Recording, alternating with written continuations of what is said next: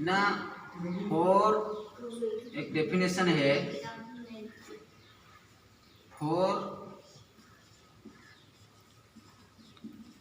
Sides, कितने side है ना 1 2 3 4, फोर साइड्स और कितना कर्नल और वर्टेक्स ना four kernel and four kernel. Kernel मतलब ब्रैकेट में वर्टेक्स भी लिखेंगे, वर्टेक्स कोई टेंशन नहीं, वर्टेक्स वर्टेक्स 1 को लेकर देखिए 4 हो गया, इसका मतलब 4 वर्टेक्स। कर्नल लिखो या वर्टेक्स लिखो, जो भी लिखो चलेगा, लेकिन आपको पता चलना पड़ेगा कि वर्टेक्स मतलब क्या है। वर्टेक्स उनका प्लूरल है, तो वर्टेक्स क्या है, वर्टेक्स कैसे उसका बारे में बता दिया मैंने। ओके, तो रेक्टेंगल का डेफिनेशन हो गया, रेक्टेंगल क्या है ना 4 साइड्स एंड 4 कर्नल।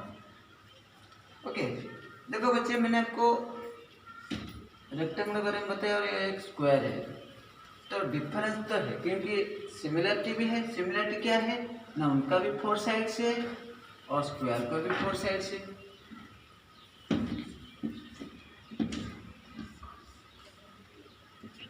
नहीं, ये स्क्वायर है ना,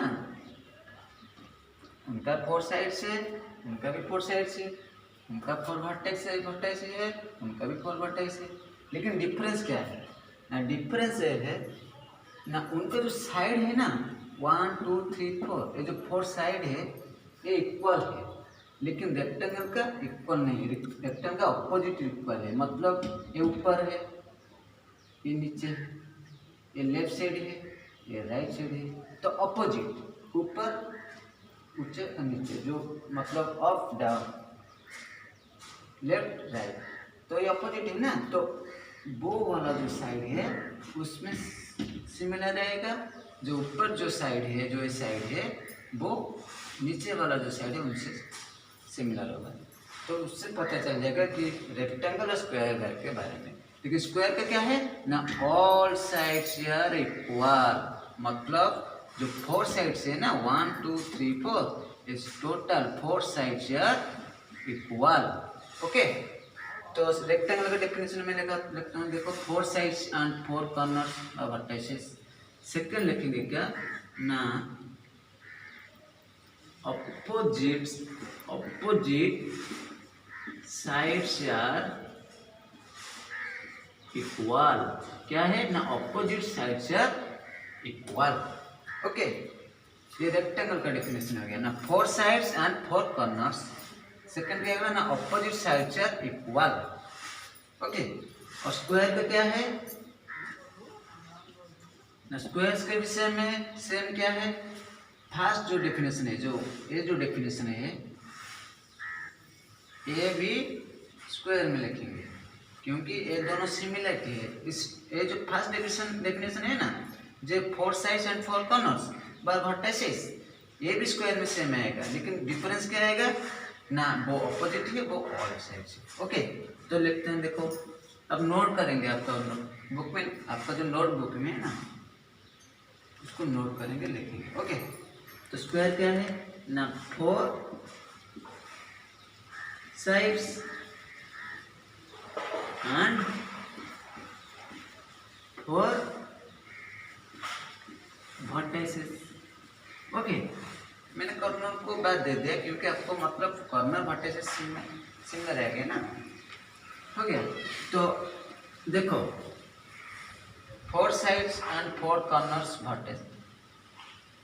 ओके, 4 साइड्स एंड 4 वर्टिसेस, तो ये वाला जो नंबर रेक्टेंगुलर जो ऑप्शन जो मैंने जो दिया आई में, तो 4 साइड्स एंड 4 कॉर्नर्स, उसमें मिला दिया 4 साइड्स एंड 4 कॉर्नर्स, तो ये दोनों सिमिलर है क्या, तो कैसे पता चलेगा डिफरेंस क्या है, उस दोनों में डिफरेंस क्या है। आई मीन रेक्टेंगल और स्क्वायर के बारे में डिफरेंस क्या है ना, रेक्टेंगल जो है उनका अपोजिट साइड्स आर इक्वल, और तो समझ देना, मैंने बताया था ना, तो अपोजिट साइड्स आर इक्वल, ये उससे इक्वल, वो वाला उससे इक्वल। लेकिन ये साइड्स जो है, ऊपर वाला जो साइड्स है, ये उसमें इक्वल नहीं है।